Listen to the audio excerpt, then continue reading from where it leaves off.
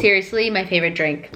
So over the past month or two, I've been obsessed with matcha green tea, specifically the Matcha Latte from Starbucks. So I had to figure out how to make it at home because it's really expensive.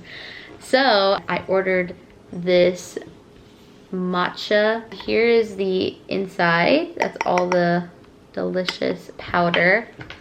And here's how I make mine at home.